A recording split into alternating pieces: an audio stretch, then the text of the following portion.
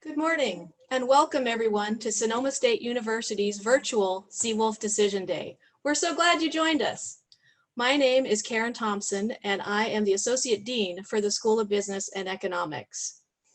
In this webinar, my colleagues and I will be giving you an overview of all that the School of Business and Economics has to offer. Before we get started, I just want to make sure you know where the chat feature is in this webinar. You should be able to move your mouse to the top of your screen where a black menu will drop down, and you should be able to click on the chat function.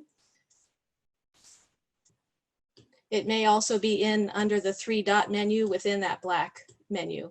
That is where you can ask us questions. We will be doing our whole presentation and then answering your questions at the end, but we encourage you to ask the questions in that chat box as you go so that they're captured there, and then we can respond to your questions once we finish up our talk with you. Thank you for that. Now I want to introduce you to my co-hosts. We have with us today Dr. Dan Petrie, Interim Dean for the School of Business and Economics. Dr. Mike Visser, Chair of the Department of Economics. And Dr. Doug Jordan, Chair of the Business Administration Department. All right, thank you all for being here. So let's get going. Sonoma State University has 5 academic schools, all with their own majors. Now, every student who comes to Sonoma State takes courses across all of these schools because we are a liberal arts university and we want you to get a little bit of everything here. But our focus today is on all that the School of Business and Economics has to offer in terms of our majors and other career-related opportunities. To tell you more about the School of Business and Economics, I'm going to turn it over now to Dean Petrie. Thank you, Dr. Thompson. It's a pleasure to be with everyone this morning.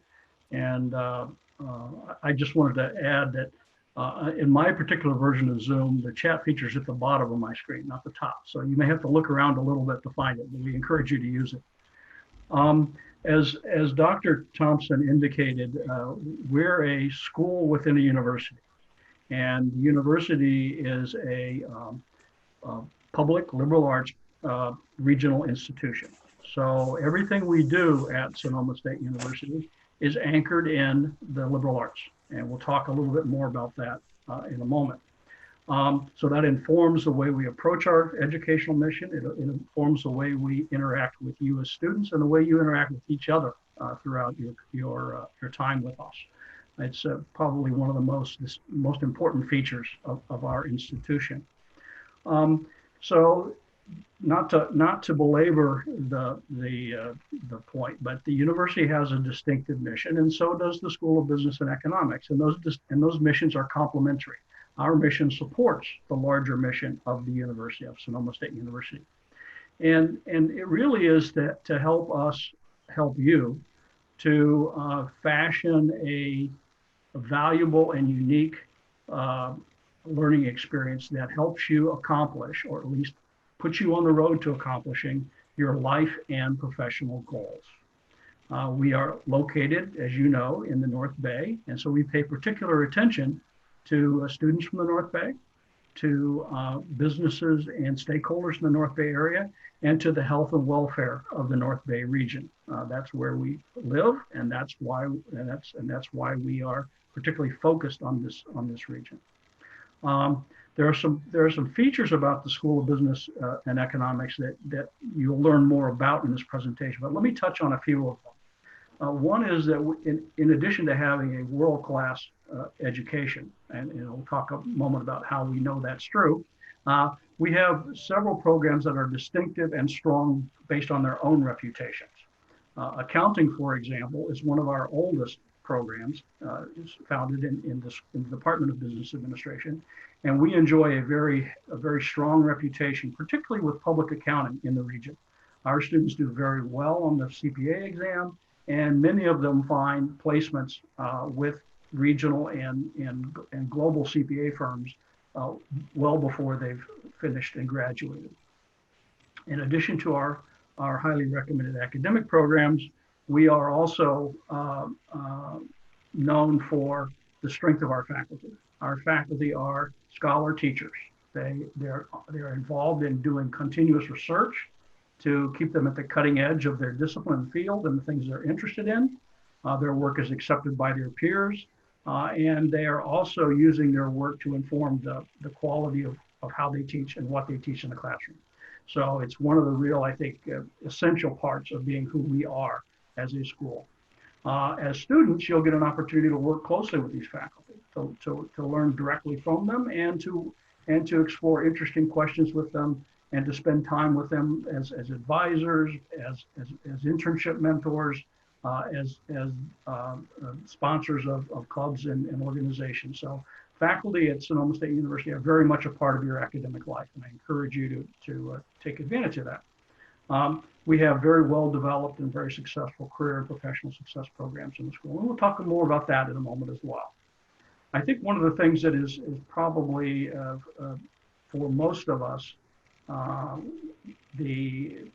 something that's important to talk about, particularly now, as economic situation has become a little bit less certain, because we're a state institution, a public institution, and because we are very conscious of the importance to maintain access to Sonoma State University and the School of Business and Economics. The SBE is actually a very high value. You get a world-class education, or an opportunity for one, at a very reasonable investment in your own resources. And I think that's an enduring feature of ours. And I alluded earlier, I said earlier that we offer a world-class education. The way we know that is we have gone through the rigorous process of being accredited by a specialized accreditation group, AACSB. They are the most influential, the oldest, and strongest accreditor for business programs in the world. And just to show you what it means to be accredited by them, there are over 10,000 business programs around the world that are eligible for AACSB accreditation, and fewer than 5% are successful at being accredited. And we're in that 5%. We're very proud of that. And of course, location, right? We're located in a beautiful part of the country, beautiful part of the world. I think it combines both the natural beauty and the natural convenience of being in the North Bay with the excitement of being connected to a very lively and very cosmopolitan urban center, of course, in San Francisco. And among other things that we do, and I think this reflects our service, our connection to our community, is that we have a very robust transfer student population, and we're ranked 12th nationally in the rate at which our transfer students actually complete their four-year degree and graduate. We're really proud of it. I think that shows our commitment to the future and to to be of service to our community. A couple of other little things, they're not little things, but a couple of quick things I want to mention before I turn this over to Dr. Jordan, is that one of the things that attracted me to the School of Business and Economics is that we've had a long-standing relationship with the wine industry here in the North Bay area in particular. And we established almost 25 years ago, in fact, it'll be the 25th anniversary next year. We established the Wine Business Institute. And this is a part of the School of Business that's comprised of people, and including faculty and students and staff, who are interested in serving the economic and business interests and helping transform and transmit best practices within the wine business industry. So that would mean vineyards, wineries, tasting rooms, distributors, marketers, people who consult in that industry, and we are the best regarded wine business institute, frankly, in the world, and the one that people, it's it's such a keen part of our identity. The first thing people say when they learn that you're from the School of Business and Economics at Sonoma State University, they go, "Oh, you're the wine business people." So, of course we are. And then the last thing I will touch on here, and this is frankly as much for the parents as it is for the students. we recognize that statistically speaking, over half of our undergraduates, our bachelor's earning students, will at some point in their career go on and get a master's degree. And so we have a number of master's degree programs, most of which are not really designed to serve students right out of undergraduate programs, but they're here. They're accredited by AACSB, just like everything else we do.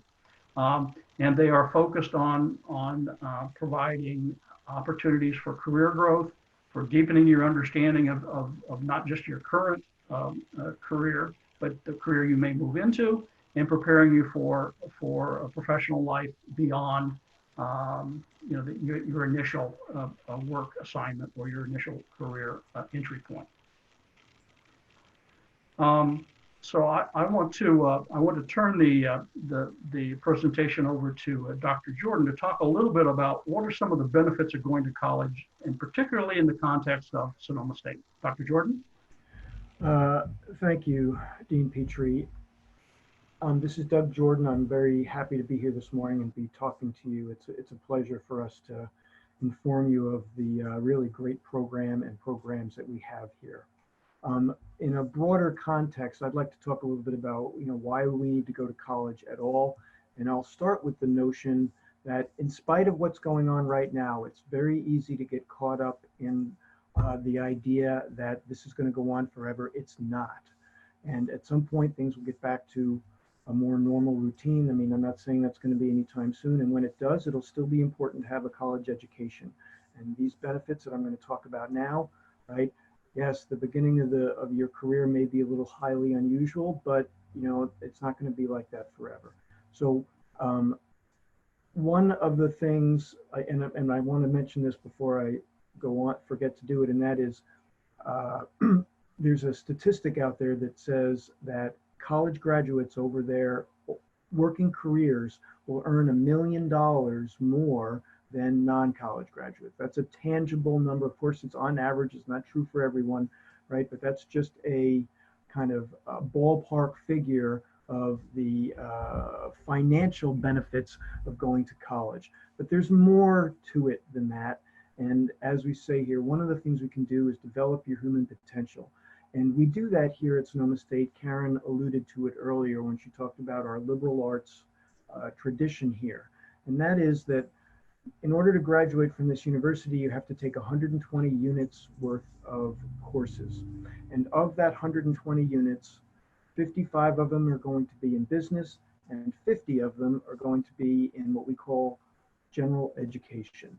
And the general education courses range from the humanities to sciences to sociology, those types of things.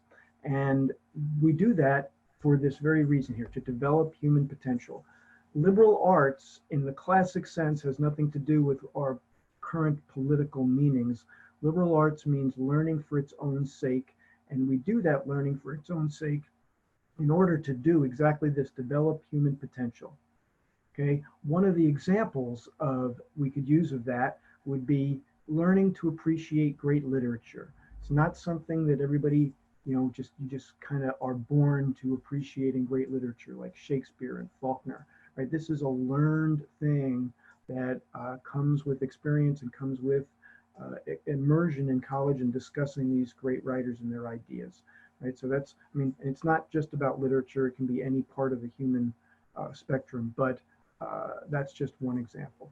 So you're developing your human potential, you're learning about yourself, right? We all have to figure out what our place in the world is, right? That's part of what a college education is all about, figuring out what we're going to do next, how we want to contribute, what we want to get out of our time, and all of that is part of the liberal arts benefits.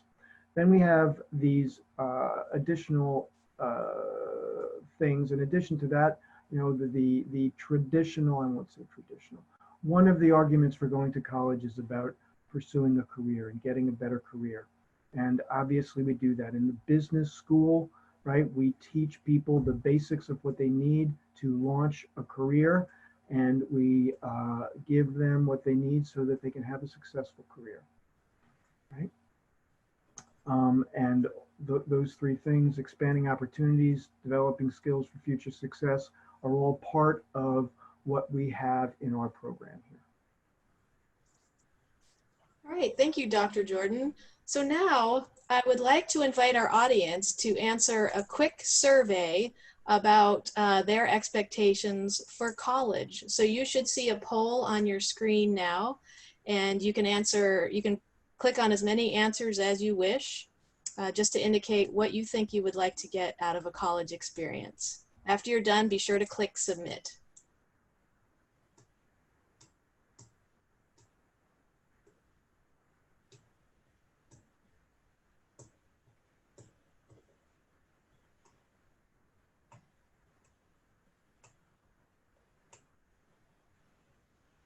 I'll just give it a few more seconds here. We've got a lot of entries still coming in.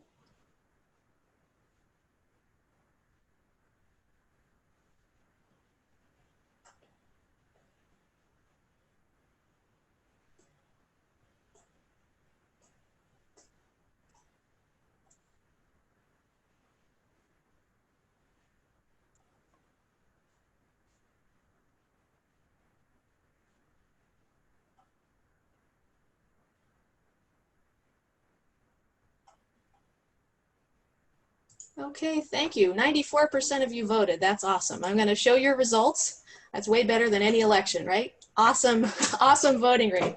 So you can see that you have lots of different motives and motivations for going to college. And I think this is a great way to show the many opportunities that college provides for intellectual, professional, and personal development. And you all are tapping into that with your answers to this poll. So thank you for participating in that.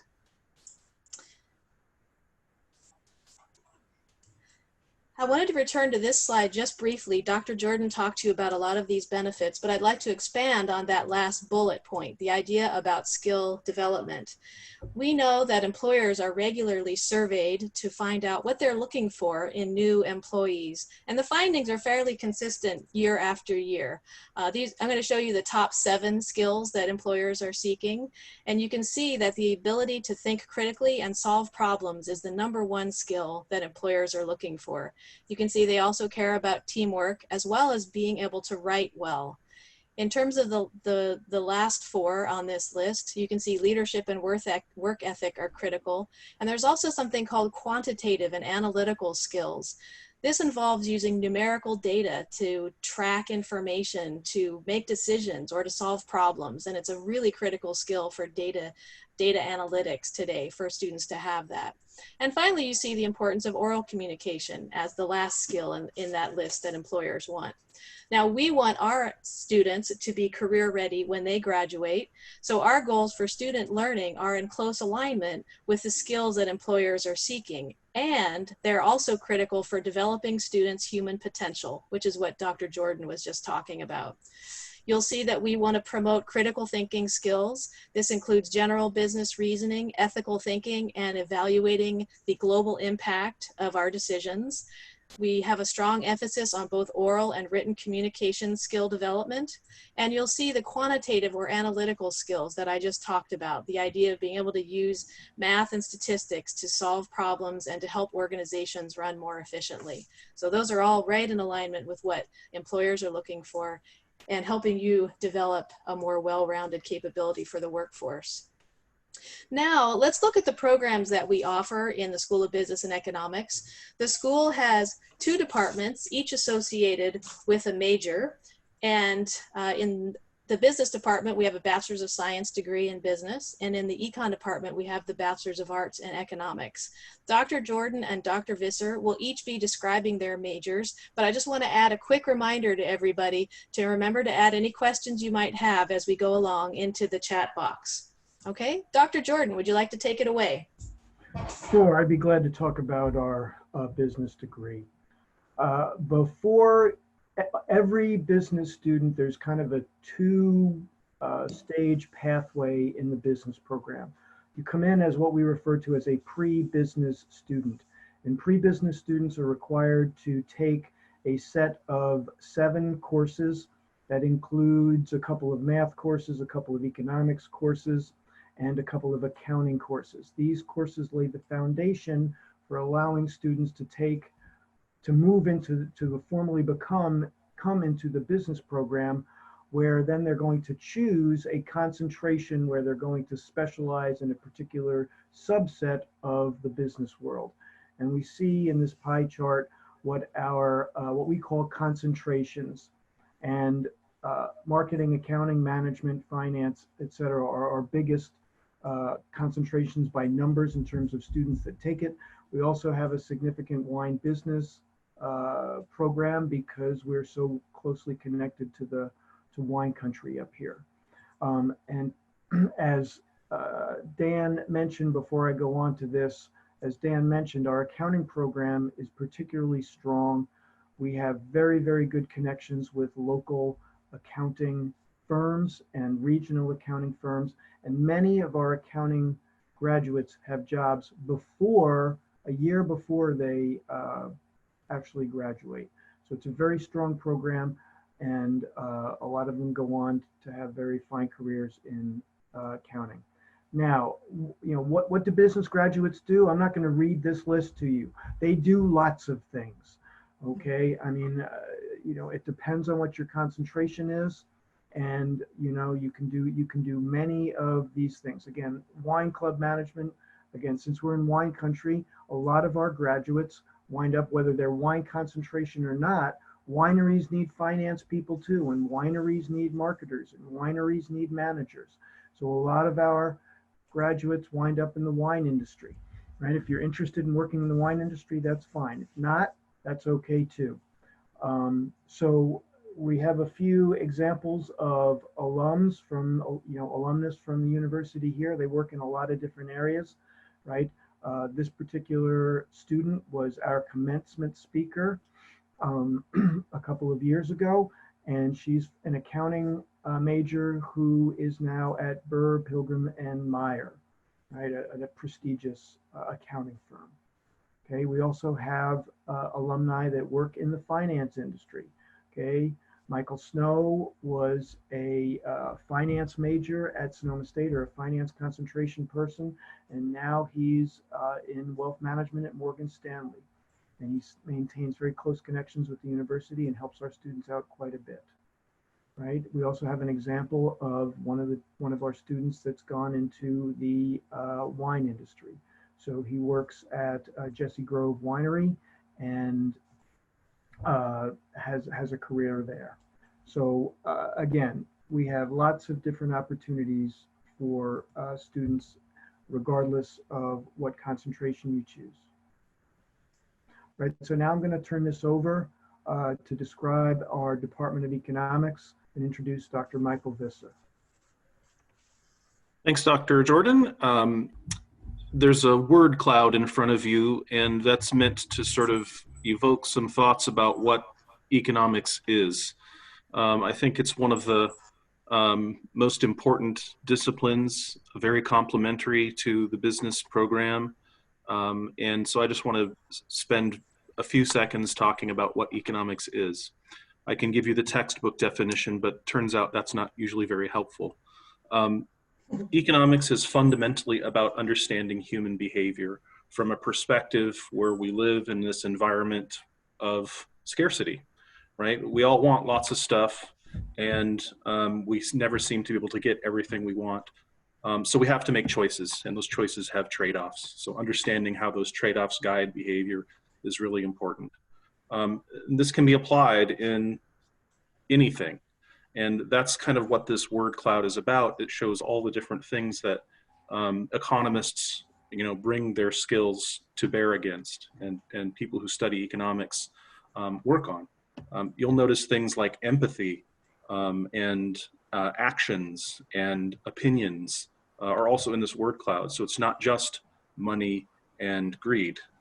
In fact, money doesn't have a particularly special role in most of large areas of economic analysis. So I just wanted to point out it's a lot of stuff, but it's fundamentally about people. Our major in economics has in mind to bring opportunities for you to get a lot of tools of economic analysis. A lot of it is quantitative. It's not all quantitative, and those tools and skills can be brought to bear against a range of different kinds of endeavors in the private sector as well as the public sector. And so that kind of analytical skill set that we bring is really, really helpful in a range of different disciplines.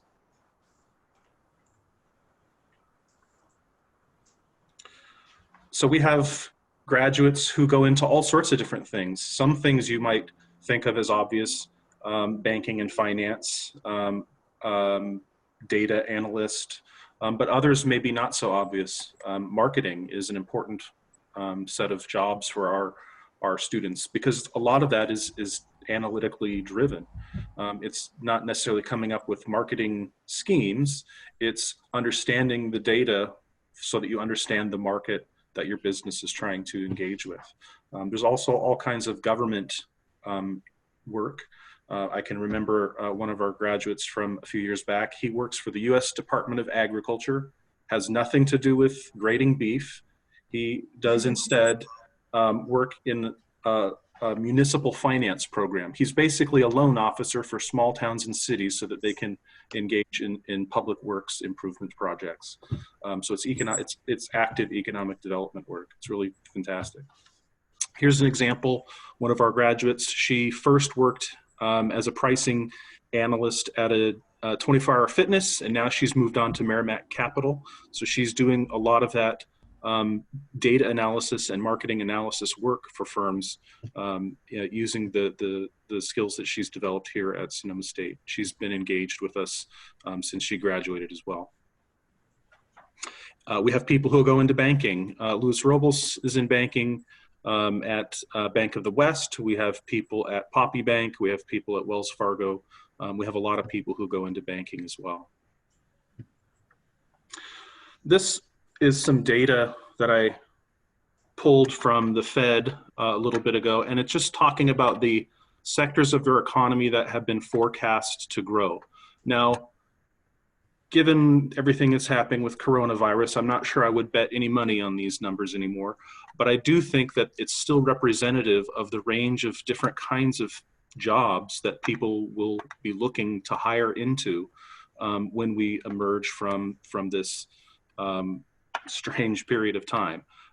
Those sorts of needs aren't just suddenly going to go away. It'll be different for sure, but you'll see that we have a range of job sectors that our students are well positioned to place into. That's not true just for Sonoma County, it's true for the entire state as well. So you see that the job growth there's a range of things that our students are well positioned for. Okay, thank you, Dr. Visser.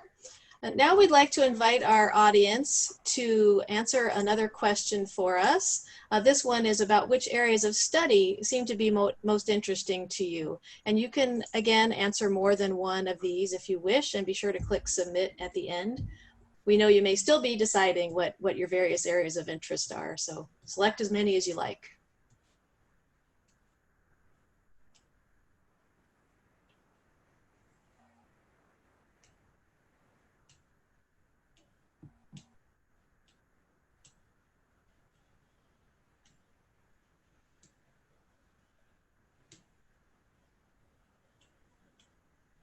I'll just give it a few more seconds to get our last bunch of votes in.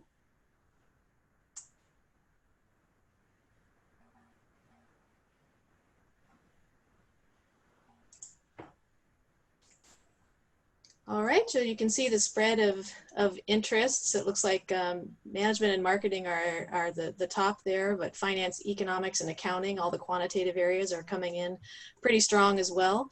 Wine business and entrepreneurship also showing quite a bit of interest too. And that's great because we have programs in all of these areas, and these are things that we can support if those are your career interests.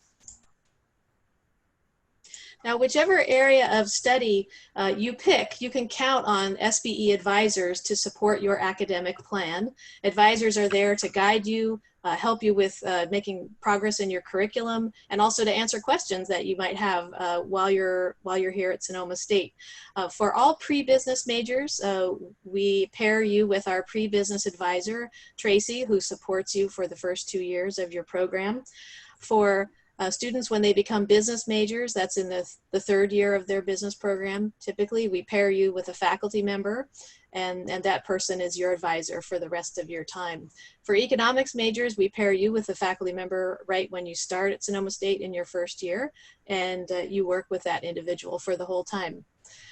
This is our pre-business advisor, Tracy Novice. She will be the one that all of you will meet in one way or another, either through freshman orientation or transfer orientation, because she is the lead and the guru for all of the advising that we do in the School of Business. She's great. All right, moving on to career planning. A big part of going to college is exploring career options and developing your skills. And the School of Business and Economics has a lot of opportunities that we offer to support you in both of these areas.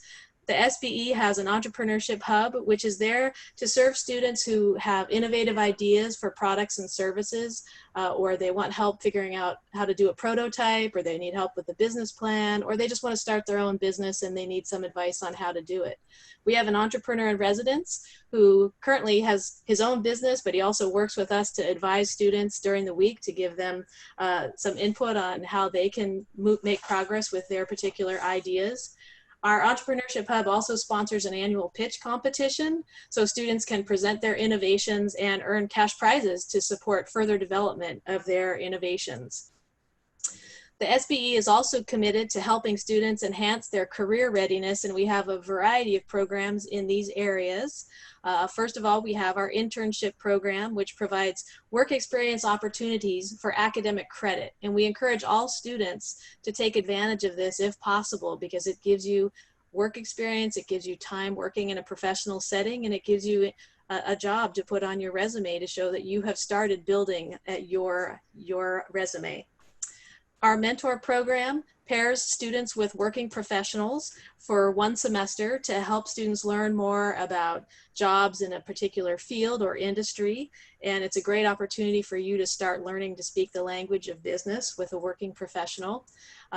We also find that many of our past alumni, as well as other community members, are repeat mentors for us. They love coming and helping our students, and they get as much out of the experience as students do, as you can probably tell from this brief example with Angela. We also have a program that focuses on the development of professional skills. This is called the Gateway to Professional Success program. And we particularly focus here on this interpersonal skills that employers tell us students need more of nowadays. So while some of these are covered in classes, this is a more intensive, practical, hands-on program that gives students the opportunity to develop these skills and get a certificate at the end to show employers that they have gone the extra mile to work on these particular skill sets. Dr. Jordan, would you like to talk about student clubs? Sure, I'll do that, Karen. We have clubs associated with all of our concentrations plus a little bit more. So whatever concentration that you decide to specialize in, it's a really good idea to join a club in that area for the reasons that are listed there, right? You can meet students that also are interested in that subject, and you can do some networking, which is really important, right? And I think that the most important thing is if you go, most clubs have meetings periodically, usually once or twice a week, and bring in the traditional way things are done is they bring in an outside speaker. So over the course of a semester or a year or two, if you go to a lot of these meetings, you'll hear speakers from different career paths. And, you know, not all of them are going to say something that you find interesting, but somewhere along the line, somebody might say something you go, wow, I really want to do that. Or you might say, boy, I really don't want to do that. Either way, that's information that's valuable to you, and you only get there by joining the club. So I would encourage you to do that when you get here. It's really beneficial to your careers. Yeah, and I'd just like to add a couple of quick things. Have you ever been inside a vault with billions of dollars of cash? Well, I hadn't at your age either, but I was able to do a tour of the Federal Reserve and get a tour inside the vaults. And that's among the kinds of unique opportunities that clubs are able to deliver on. And our econ club, sometimes in partnership with the finance club, will occasionally do a field trip to the San Francisco Federal Reserve and get to see the cash processing facility there. And that's not an opportunity open to the general public. It maybe sounds a little dull or not particularly useful to talk about cash processing, but it's actually really remarkable, the magnitude and scope of the operation for handling the currency in circulation in our economy. It's really neat.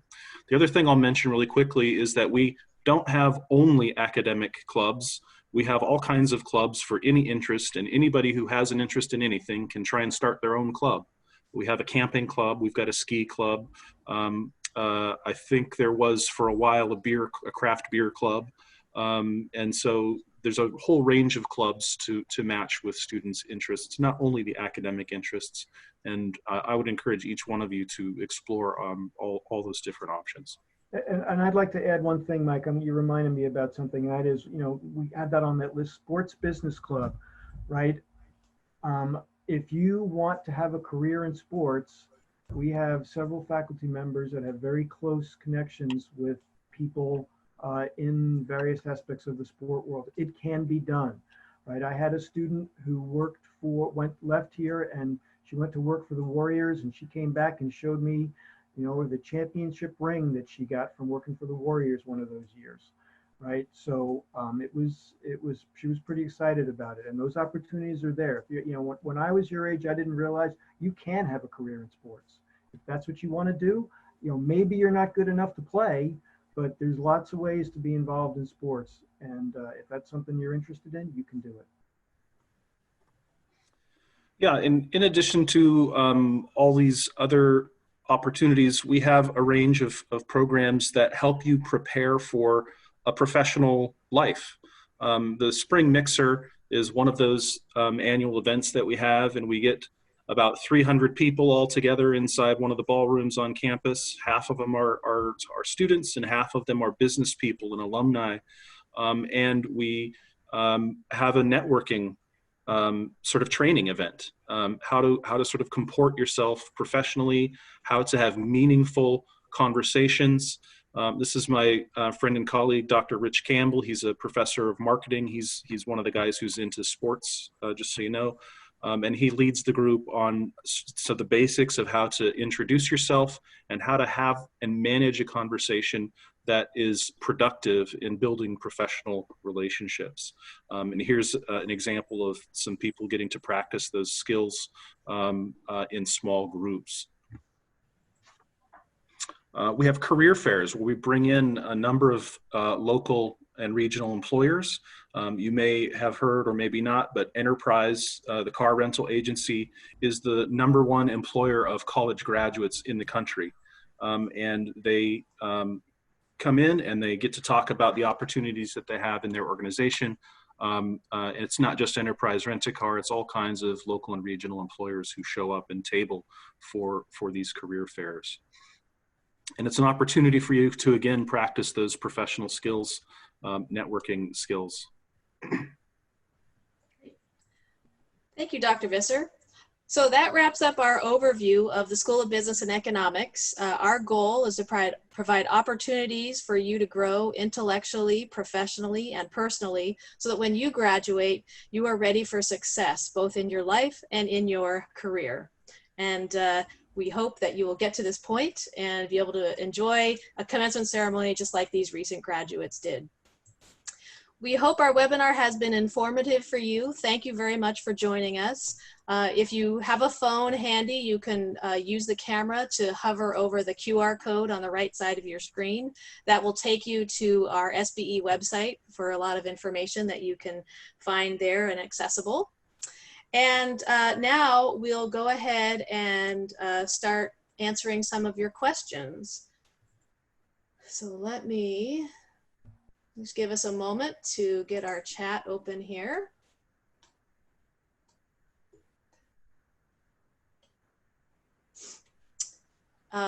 This one's for Dr. Jordan. What are the main differences between a concentration in finance and a concentration in financial management? That's a very good question. The difference is financial management is a misnamed concentration. It's deliberately intended to be a cross between accounting and finance, right? So literally you take half your courses in finance, half your courses in accounting, right? It's intended for people that perhaps want to be an analyst. They want to work in the financial world as a financial analyst, but they know that in order to do that, they have to have very strong accounting skills.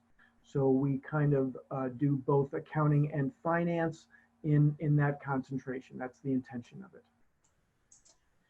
Okay, and I'll give this to both you, Mike and Doug, Dr. Jordan, Dr. Visser. What's the highest level of math students need to take? In particular, is calculus required? I'll start, Mike, and you can then talk about economics. In the business program, you don't have to have calculus, right? So the answer is essentially algebra skills and some statistics skills are required, but calculus is not a required part of our program. Yeah, in economics, the only math course that is absolutely required is the introductory to statistics. But let me tell you that a lot of our classes are math intensive. That's not meant to scare you because we're there to sort of scaffold those skill sets up for you. That's our job. So calculus would be beneficial to have, but it's not required for our majors. If you were to think about going to graduate school in economics, then we would probably have a conversation with your advisor about what additional math courses you might want to take to prepare for that eventuality. But the only actual required math class in the econ program is the intro to statistics. Okay, thank you. Let's see. If we sign up as a pre-business major, do we automatically, I think this is asking if you automatically get enrolled in pre-business courses or if you have to sign up for them. And I'll answer that. You do have to enroll in courses, and you just want to make sure you talk with your advisor to make sure you're enrolling in the correct course at the correct time. But we have very clear plans for how you would do that. Let's see. Here's a transfer student question. Doug, I'll let you field this one. Do transfer students come in as pre-business students, and are they required to take all of the pre-business courses? That's another good question. You can complete the entire pre-business program at a junior college. So, if you intend to be a business major, right, there are equivalent courses to all our pre-business courses at junior colleges. So you can complete all of them at a junior college, if you plan ahead and do that. In practice, what happens is most students do some large subset of them, right? So they'll have 5 or 6 of the 7 pre-business courses done.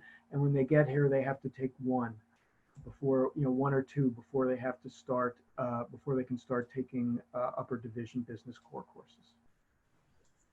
Okay, here's a question. I think I can field this one. What are the different types of marketing classes? So students typically take consumer behavior, marketing management. They'll take some marketing courses that are specific to like social media. I think we call ours marketing graphics.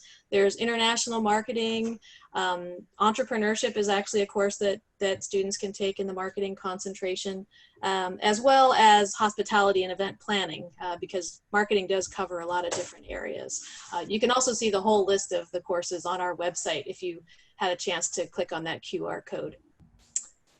Let me just grab another question here.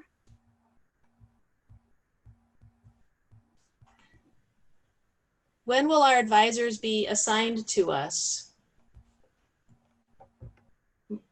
Mike, would you like to take that? Dr. Visser? Sure.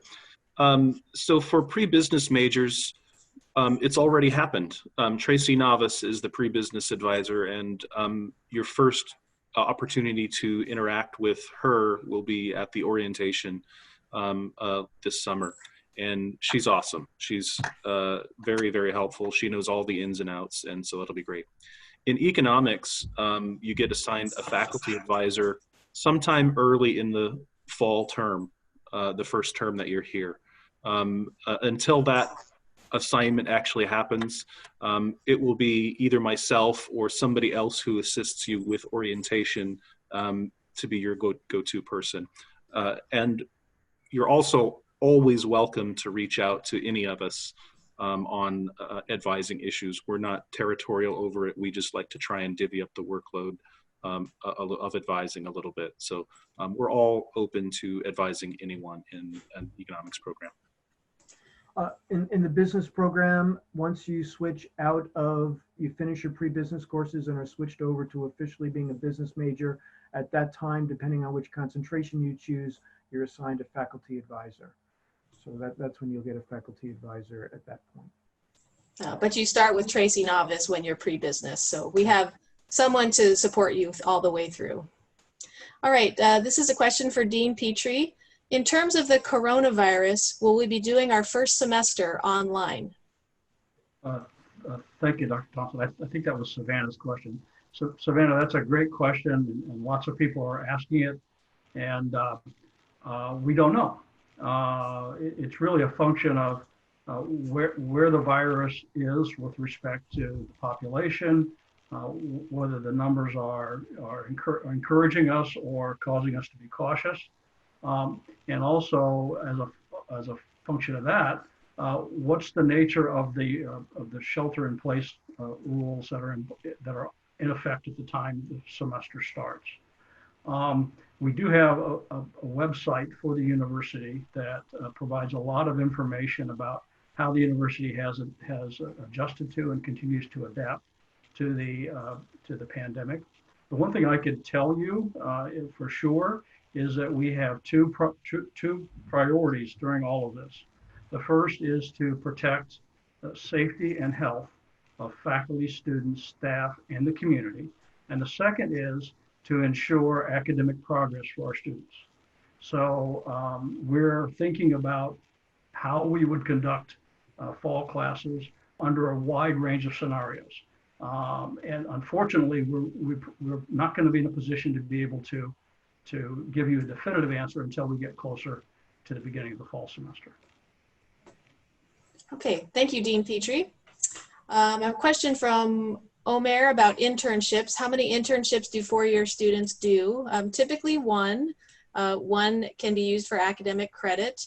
Sometimes students do have other types of work experience that they do, but usually one is used for academic credit. And then Omer also asked if we can start as early as our first year. And actually, internships are typically in kind of the second semester of your junior year or after, because they do require you to have some of your concentration courses under your belt before we send you out to an employer to work in your particular area. So let me see. A couple of quick questions I think I can answer. Are there any double major opportunities available? Yes. And Dr. Visser, do you want to field any other details on that one? Yeah, I would be happy to. The economics program is, the structure of the program is very straightforward and flexible. So it makes a good partnership with virtually any other program you might consider, in particular the business program. So we have a number of students who will double major in economics and business, or economics and math, or economics and political science. And it doesn't typically, at least with a little bit of forethought, it doesn't typically add any additional time to how long you're going to be at Sonoma State. You can still complete the double major programs in 4 years. So that's really beneficial. And I also advise a lot of my students to at least consider a business minor, or at the very least take those intro to accounting classes, because a lot of times they're going to be working with data that are generated by accounting processes, and to understand that process that generates the data is really important and useful. So yes, I strongly encourage some, I'll say, cross-fertilization between programs. Okay, thank you. Let's see, Dean Petrie, do you want to field the question from Lee about what is the rate of employment for graduates of Sonoma State? I'd love to. Thank you, Dr. Thompson. It kind of depends on the area of concentration you're in. So, for example, I think historically our accounting graduates have had probably the highest rate of placement, particularly if you're thinking about folks who are interested in public accounting. And I think it's also important to remember, as Dr. Visser indicated earlier, labor markets change. So historical data about placements may or may not be a good indicator of placements 4 years from now, or 2 years from now, when you're entering the labor market. But as a general statement, the School of Business and Economics has very competitive placement rates, meaning that Dr. Thompson, you can help me with it. I want to say in excess of 80%, right? Is it around 85 for our students? That's probably a good guess. Yeah. Yeah. And it varies by concentration, obviously. I think accounting is probably like 98% get jobs right away. Yeah. And in fact, there's excess demand for our accountants. We actually can't fill all the jobs that are available to our accounting graduates. But in general, our students do very well. And of course, anytime you're thinking about an answer to that question, and you're looking at different institutions, it's kind of important to get in a little bit into the details, because some institutions use standard Coupa. I can't think of the name of your organization, standard reporting definition. So they're looking at, did you get a job or go to graduate school within the first 12 months? Did you get a job in your field within the first 12 months? So when you ask the question, sometimes you're getting a slightly different answer than the answer you thought you would get when you asked the question. I think our data include graduate school placements as well as they do employment, first job out of school, but they're very robust, have been historically, at least mid-80s, I think. Okay, thank you. Another question from Omer is, can you do double concentrations? And that's a big yes. Many students do a combination of marketing and management. We have a lot of students who do wine business and marketing. Some students do a combination of finance and accounting. So there are a lot of different ways you can double up on the concentration. So we encourage you to consider that, especially if you're going to be an accounting major and you want to get your CPA. You do have to get 150 units instead of 120 in your college degree to be able to sit for the CPA. So it kind of makes sense to get a second concentration in that case. Here's a question for Dr. Jordan. Can transfer students who are admitted to economics switch to business? The short answer is yes. There are rules in terms of how many units you've taken, in terms of what pre-business courses you have to have taken already before you can switch over. Right? You can't just do it anytime you feel like it. But again, with a little bit of forethought, the answer is yes. Okay, and looks like another one for Dr. Jordan. As a transfer student well, it might be for both Dr. Jordan and Dr. Visser. As a transfer student, would we need to take more math classes? That's from Rosemary. It's not more math classes, it's the same math classes that are required in the pre-business major. So if you're going to be a business major, all business majors as part of their pre-business program have to take 2 math courses. One is what we call a finite math course. I mean, you could take a calculus course, I mean, that's allowed, but most people take what we call a finite math course, which is algebra, probability type of calculations. And then there's also a elementary statistics course. So everybody has to take that, whether you transfer or a native student, but there's no additional requirements for transfer students. Okay, thank you. Okay, let's see. I think I can answer this question from Khalil. Do you have to apply to get into the business school? And Yes, if you're not already a business major, if you haven't been accepted or admitted as a business major, there is another process you'd have to go through, because we do have some slightly different requirements from SSU's entry requirements. And you can look on our website and find all the information about how that will work. Question for Dean Petrie: will tuition be reduced if the fall semester is online only? I think that was Connor, yes? Yes. No, thank you. It's a good question, Connor. It's not possible for me to say since I don't set tuition, but I would guess the answer is probably not. But that would be really a function of what the California State University system suggests we do under those circumstances. That said, if we should start the semester online or via remote means, the big financial difference for many of our students, particularly undergraduate students, is in the cost of housing. You presumably would need to rent an apartment or live on campus. So those costs would obviously be different or lower than they would be if we were starting the semester face-to-face. So it's not just the tuition, it's also the fee side of the cost of pursuing an education. It's a good question. I'd ask Dr. Visser to weigh in here. I don't see anything that's fundamentally different about the economics of offering an undergraduate degree remotely versus offering one face-to-face, but that's not for me to say.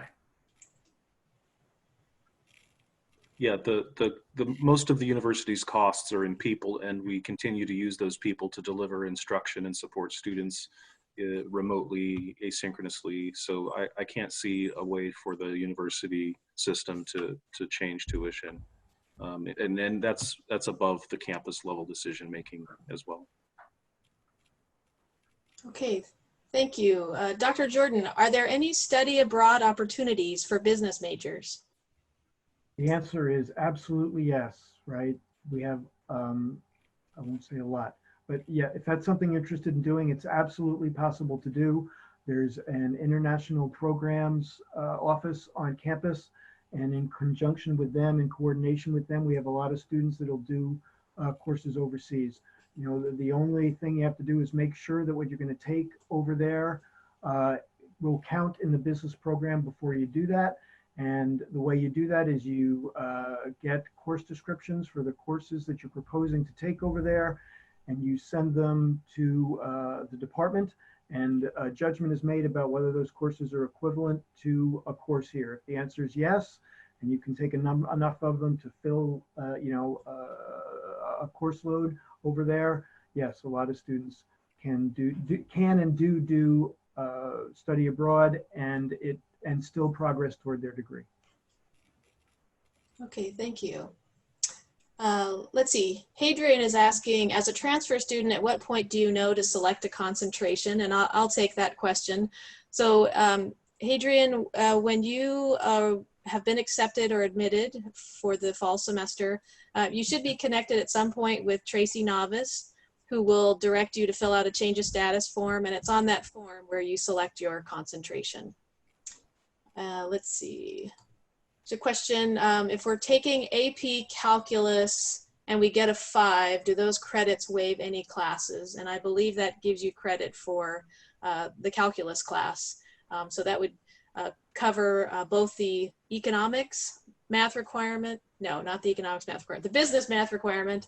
And Dr. Visser, do you want to field the other one?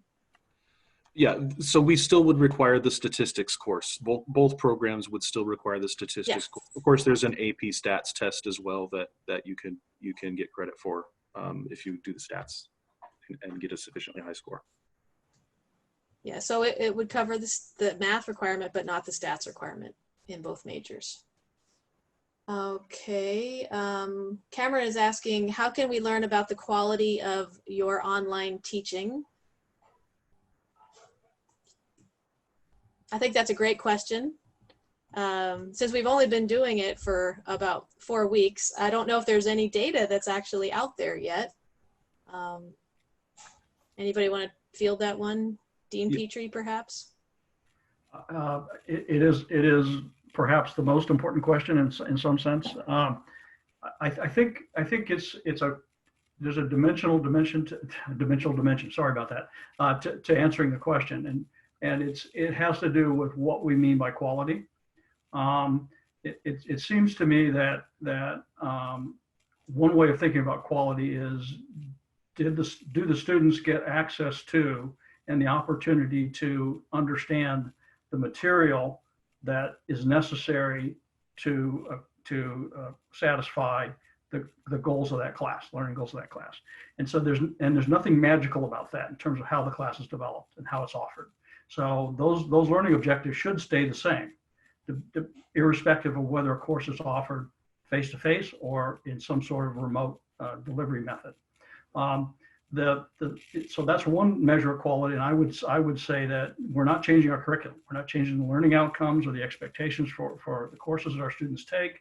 So on that score, I don't see why there would be any particular reason for difference.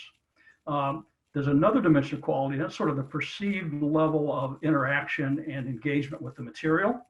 And I think that's a bilateral responsibility. It's the responsibility of the faculty member to present the material and offer the material in ways that are engaging and that encourage students to ask the right questions about them and to pursue understanding more deeply than just simply in a passive way. The other responsibility is on the student, and the responsibility is to in fact come to class prepared, be ready to ask good questions, engage your colleagues and your professors during office hours, for example, about things that might be troubling you or problematic to you or not yet clear. Those kinds of levels of quality are also available in an online environment. They're not exactly the same because it's not, you don't have the physical presence dimension to it, but in terms of so one of the questions you might be asking is, can online be as high quality as face-to-face? And the answer is, there's no reason why it can't be. To Dr. Thompson's point, we're new at offering our entire curriculum online, but we've been doing online education for quite some time. Not across the curriculum, but we've been doing it. So many of our faculty have developed quite a bit of expertise in how to be effective faculty members and teachers, both face-to-face as well as online. So I would say quality is a concern, but it is not necessarily a function of how the course material is delivered. It's more a function of how people interact around the material and what kinds of facilitative opportunities are available to help you get the most out of the experience. Okay, thank you. Let's see. So Cooper asked a question about double majoring. And Cooper, I just want to clarify that if you double majored, it would be in business and economics, not finance and economics. Finance is just a concentration within business. So if you were to double major in business and economics, you asked if you would be required to take 60 units in each concentration. So we would have someone advise you when you got here about the best way to combine 2 majors so that you can do it as efficiently as possible. Typically, it wouldn't be the whole major on each side. There'd be some crossover counting. So instead of answering that fully right now, I would simply say, when you get here, we have advisors who can really do a good job of helping you map out any kind of double major that you want to do. And at that point, you can decide if it makes sense or not in terms of how long you want to stay for your college degree. Let's see. Next question from Felipe. What is the perspective for international students regarding online classes and visas? Dean Petrie, are you aware of that information? I'm probably not the best person to ask. I think someone in admissions probably would be a better resource. But at the risk of not recollecting this correctly, I do believe the State Department has eased up some of the difficulties associated with international students taking online courses. I think it's primarily in reaction to the pandemic. So I would be cautious about how long that arrangement might last. But my memory tells me that it is easier than it has been in the past.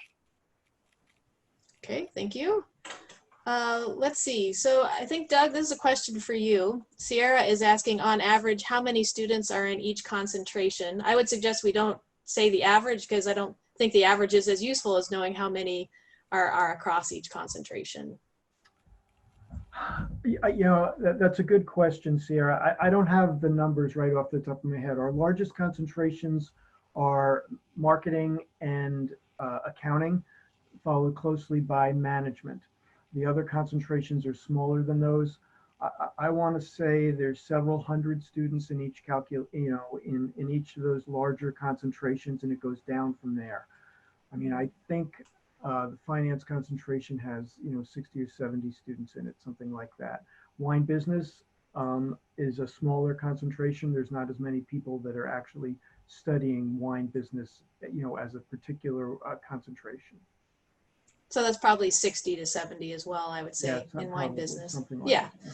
So they range from 60 to 200 is probably the best bet for that. Let's see. For your freshman students, what's the 4-year graduation rate? Dr. Visser, do you have that off the top of your head? Yes, I do have that. Our 4-year graduation rate for the most recent cohort for which we have data, which were students who started in 2015, is 37.9%. Okay, thank you. And it looks like the last question we have is, how many students are in the School of Business and Economics? And I believe we're at about 1,500 overall. That's all business and econ majors. Okay, I think we have gone through all of our questions. Thank you so much, all of our audience, for being here and for being interested in the School of Business and Economics. We hope you will join us in the fall. And Dean Petrie, if you'd like to send us out, I'll let you take it away. I'd be happy to, Dr. Thompson. Once again, thank you very much for joining us today. I think it's obviously you are considering one of the biggest decisions you'll make in your life, certainly up to this point for many of you. And I think you are wise to invest time and energy in learning about what the institutions you may be considering have to offer.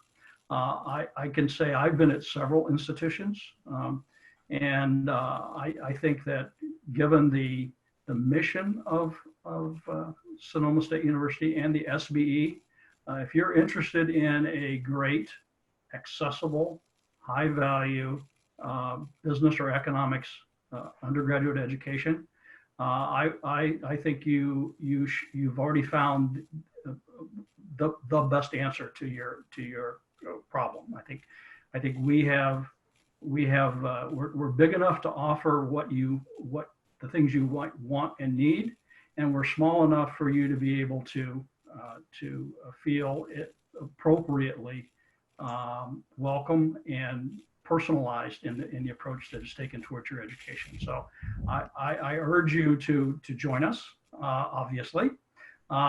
Each of us looks forward to working with each of you, because I can say pretty confidently on behalf of the faculty that not only do we love our discipline and do we love the opportunity to teach about it and talk about it and engage our students and our colleagues about it, we also get a lot from you. We get an opportunity to learn from you. We get an opportunity to understand, in some ways, our discipline better by the questions you ask and the way you approach the subject matter.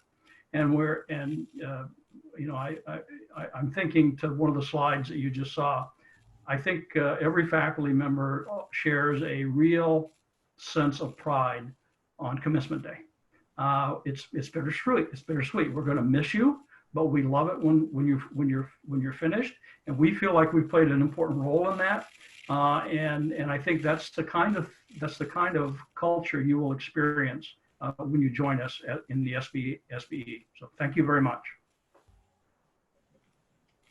Goodbye, everybody. Bye-bye. Bye.